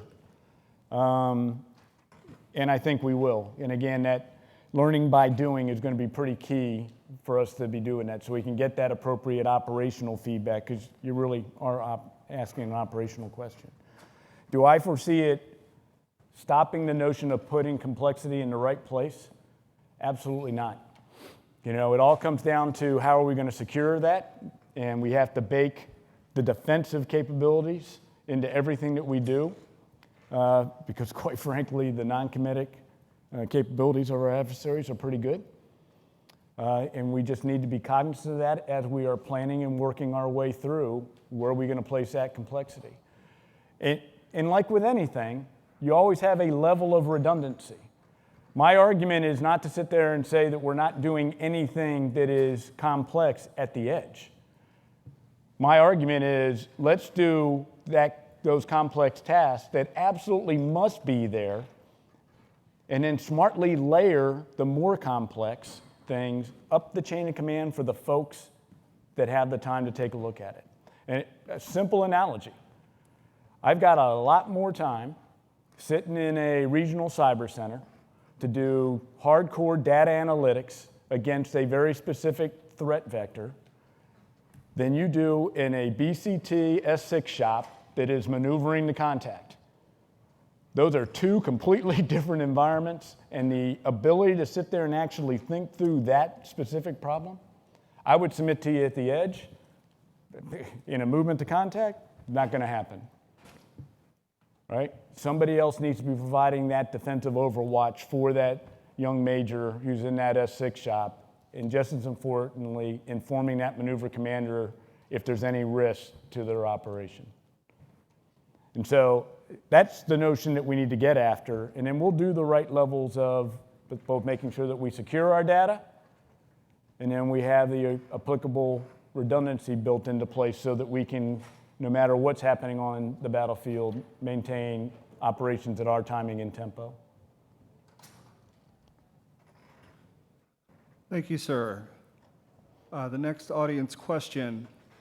Strategic competition is occurring on civilian networks and platforms to gain information and strategic advantage. How are you thinking about force protection, data collection, and privacy, or data security, of our forces on external networks and platforms like social media? Wow, what a complex question. I will tell you that it is something that causes concern. You know, and we've all seen it. But I also think it all ties back to just the principles of operation security. And making sure that we have that realization that whatever our soldiers put out on social media or out in public, quite frankly, can have a direct tie back into what's happening operationally. So first and foremost, I do believe that there's a education campaign that we just sort of need to reinvigorate, understanding that folks can go out there and they can put together a whole bunch of open source information and come up with a really, really good picture of what it is that we're thinking. In that education process is starting to occur, probably not at the speed that we need it to, but something that I do think that you're going to see the Army really start to pick up, because there is a growing understanding of the threats that are posed by operating in an unclassed world. You know, so you heard me say that we're going to make this shift on mission networks starting in FY22, and we are. Matter of fact, I would submit to you there's already been work on expanding some of those capabilities even now. Well, we have to transition a lot more of our daily operations away from the unclassed network and onto our mission networks. Because our adversaries, I mean, they're just gobbling up all sorts of stuff on us through open source. And so that transition over to operating more and more in a classified environment is something that we will start doing through SIPR expansion, and that's really going to be the initial goal. It's just to get more capabilities out there so we can protect the information we have out there with a real heavy emphasis on our modernization priorities. A really heavy focus on protecting our modernization priorities. And so for everybody in this room, it's going to be a little bit different environment as we mature our way through this, because there's going to be a transition. I'm not going to say a lack of transparency by any stretch of imagination, but a different operating concept to where we will have to be doing a lot of the stuff that we're doing on higher nets. And that is just operationally prudent. And so that transition is just something that we have to get after. I hope that answered the question. Thank you, sir. We have enough questions to keep you on stage all day. We're going to do two more. I know we have some admin remarks here at the end, so we'll do two more questions and let you get off the stage. But I'm not sure how to take that. the penultimate question, could you provide some mentoring guidance to the younger soldiers on how and where to invest their time and effort in adapting to this unified network and MDO world? Yeah, wow, that's a great question. So I'm going to start I'm just going to start where I sort of always start because it's comfortable. The number one thing is understand operationally where our Army is heading. Understand what multi-domain operations is and is not. Understand and stay in tune as the concept continues to evolve. And that last piece is really, really key. Because you heard General Martin sort of subtly say it, you heard General Stanton sort of say it. Right now, it's an operational concept. Now, I would submit to you, we conduct multi-domain operations right now. But the operational concept is how do you do it at speed and velocity in a contested and congested environment. And so this operational concept is going to become a doctrine because we are doing it today. We absolutely are doing it today. But it is going to be unlike any other doctrine that we've had, I would submit to you, because the capabilities are just going to be so rapidly evolving that we need to be rapidly evolving. So what I would advise young officers is to think differently. This is not going to be like, when I read Air Land Battle, and I read it one time, and I was, okay, I got it. In the next 20 years, that's just what we lived. This is going to be different. It's going to be evolving, and we, meaning you, young officers, need to be evolving. And the second you start getting locked in traditional thought, or you start thinking that you know everything, you need to hit yourself in the head, because I can guarantee you something's changed out there, and you need to adjust your thinking because the adversary sure is. That would be one. And then two would be do a lot of research on where industry and technologies are heading. The pace, I would have told you that I thought the pace was unprecedented 10, 15 years ago. It's really unprecedented now. And if you don't stay attuned to it, you will get up here, and General Stanton never uses buzzwords, but you will get up here and it will be a series of buzzwords as opposed to being informed, so you can support that ever-evolving operational concept. That would be the two bits of advice I would give the young officers. Thank you, sir. One more question. How do we train and evaluate commanders and staffs on their execution of information advantage tasks? Yeah, I'll give you a thought, and then I'm really going to defer that to General Stanton, because he's the one that's going to have to help CAC come up with that component of it. And the broad thought is really this. It's like anything else that we do when we train, right? There's a task, condition, and a standard. This one might be a little bit more nebulous, but we build it into everything that an organization is expected to do. It almost becomes a part of their mission essential task list. And that's the change that's got to happen. How do you build this domain into readiness? If a weapon system is not patched appropriately, let's just go with a simple example. Well, there's a readiness issue there. So how do we do that? We're working our way through how that's going to go. But my broader point, too, is you build it into what has made our Army so successful. And that is tying it back into how we've trained in the past. It's just I'm not even going to say a new concept. It's an evolving concept, but it's not like we started yesterday, to General Stanton's point. But we build that in, and we measure ourselves. And as we put more and more capability in the SEMA sections and all that start to grow and mature, I think that portion of it's going to get easier and easier and easier. What we need to make sure that we don't do, and this is a comment that was made about the network by a leader, I'll just leave it at that. You know, the network is, it's something that we can't see, we can't touch it. We don't really know if we're there or not. Well, same with information advantage.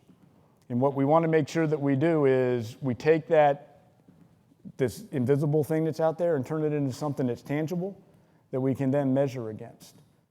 And I would submit to you, I mean, everybody in this room has been a part of running a network. You know how to measure how a network's performing or not.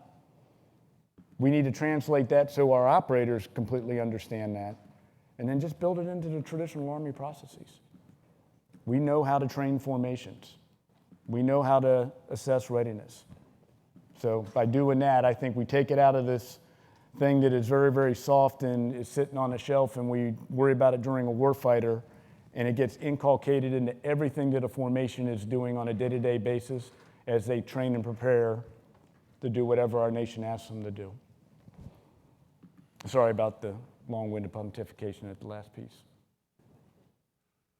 Thank you, sir. I lied. We do have one final question. There is one member of the audience who's... But before you do that, I Yes. want to thank everybody for not letting me just stand up here and blind you with my bald head. One member of the audience is very eager to hear your thoughts on how the Dolphins are going to do this year.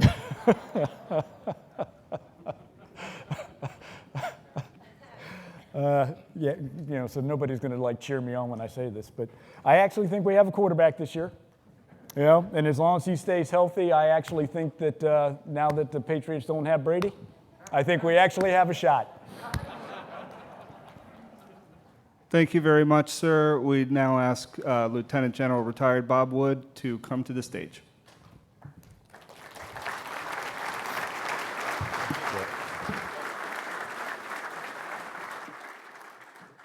Well, I'd like to thank a number of people here, and in particular, the leaders that stood before us today and spoke to us. General Martin. Can I interrupt for 1 second? Are you telling me what to do? I am. Hey, the... 6 dead ones don't equal one live one. So, as you heard from General Shea earlier, General Wood is retiring at the end of next month. From AFCEA, I got to go back a few years. So I was fortunate to work for General Wood when Annie and I were in Tampa at the Element. And I will tell you what an incredible boss. It was during a very highly complex time. We were kicking stuff all around the world on a routine basis. And I think I got the best guidance from a boss ever. It was, you know, John, we just do the care and feeding of the Element. We understand you work for everybody else. Tell me where in the world you are, and if you've got a problem that I can help with, you come telling me before it becomes something bigger than that. And when you get that kind of guidance, that really is the essence of mission command. It gives you somebody that you can look up to, and it just sets an example for you all the way through.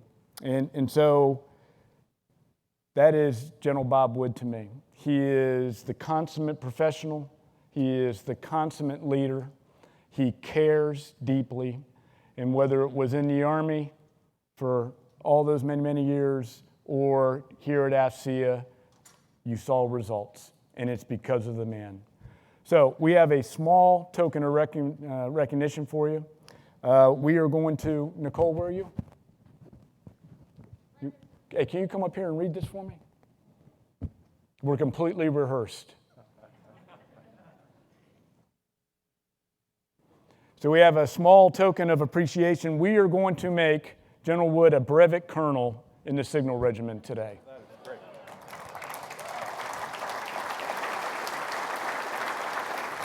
Nicole.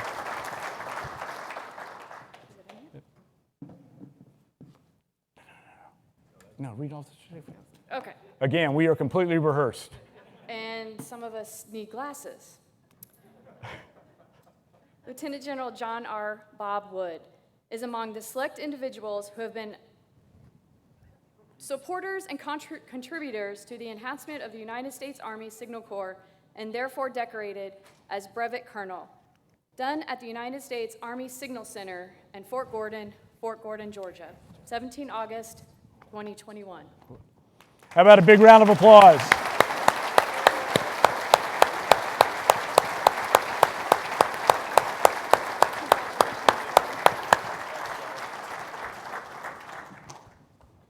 Thank you. Thank you very much. I'm going to take that. There you go. I'm very proud of this, John. Thank you very much. We do go back a ways. I'm a field artillery officer, but I think they're the ones that appreciate communications especially. And there's a saying that we grow the best commo officers in the world because we're always tying stuff together and blowing it up at the same time. It really means a lot to me. Thank you.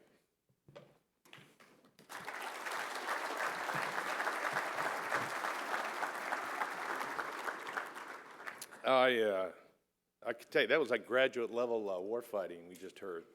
You notice how many notes they referenced, how many slides they looked at, how all three were in sync. You want to talk about the words you use there, integrated, unified, coherent. It's a remarkable process to watch this event showcase the thought leadership. I mean, I remember General Fogarty on a whiteboard talking about convergence, and we all were up there huddled around going, okay, convergence. How this center moved from the communications school to the signal to the CCOE with a remarkable intelligence component as well. And I think it really is a testament to our Army, to the leaderships of the Army, but also the leaders we grow in the Army. And it's really something to see. I took tons of notes, but George Cypher's here from Signal. He took better notes than me, and it'll be published this evening. There really were a remarkable set of principles that were articulated, but again, the coherence from General Martin and no doubt from the chief on down. You see a lot of tie-in, a lot of progress, a lot of really focus, and AFCEA has a great pleasure in bringing industry into this conversation, and academia for that matter. And the question always comes up, what can industry do to help? The guidance that General Morrison gave to a young signal officer, if you will, about understanding the operational concept and then your role and then constantly thinking really almost aggressively outside the box, I think was equal guidance to the audience as well, for our industry audience. So to all three of those leaders, thank you very much. I think we're off to a roaring start. That's good.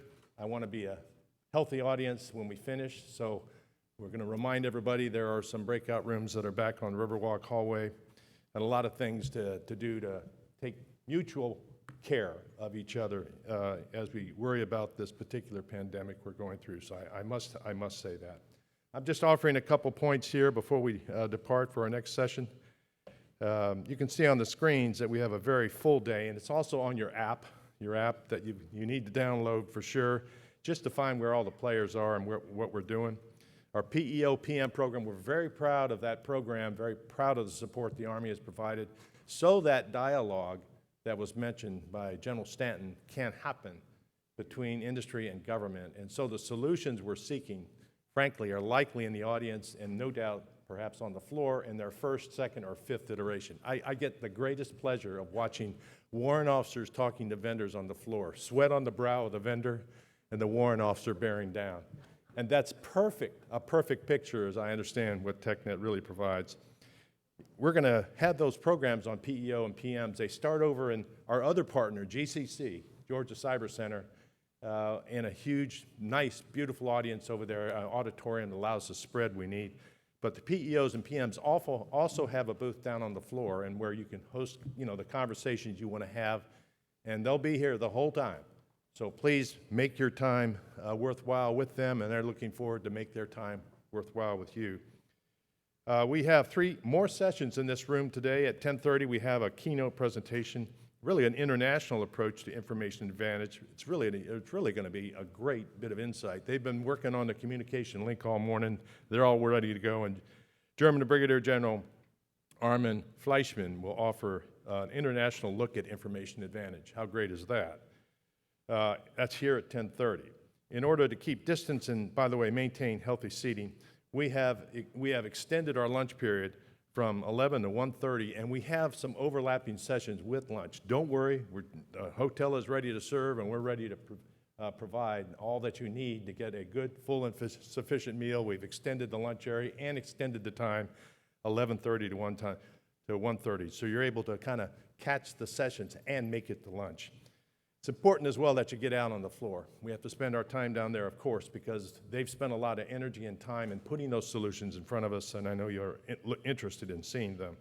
Lunch, as normal, would be down on the Reynolds Street lobby, down by the James Brown display, but importantly, where all the tonnage is set up so we can spread the audience out, so we can have people seated in a healthy way. At 1:15, we'll hear from a number of senior enlisted leaders already talked about. This panel, these sergeant majors, will be followed by a keynote presentation at 3:15 from Colonel John Ratz, the Chief of Staff of 1st Special Forces Command.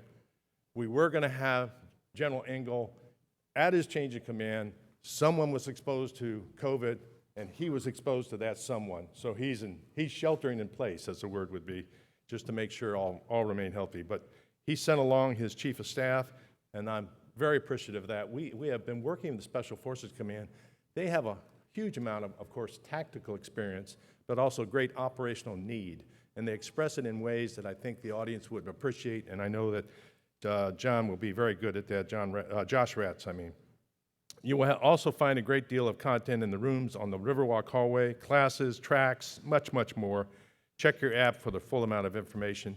Importantly, thank you for your attention, for your attendance, and for your attention as well to our health and safety and the welfare of our audience. To our speakers, once again, to that tremendous young man who sang the national anthem. To all of you, thank you for coming, thank you for staying, and we hope your time here is going to be beneficial for all. And John, thank you again for that honor. Thank you, ladies and gentlemen. Thank you for attending this morning's session. Please remember that several of today's breakout sessions have been approved for continuing education. Consult the conference app for the latest list of sessions, and as a reminder, documentation of your attendance at these sessions is a benefit of your AFCEA membership. If you're not a member, you can sign up for membership at a special discounted on-site rate at booth 123. Good job.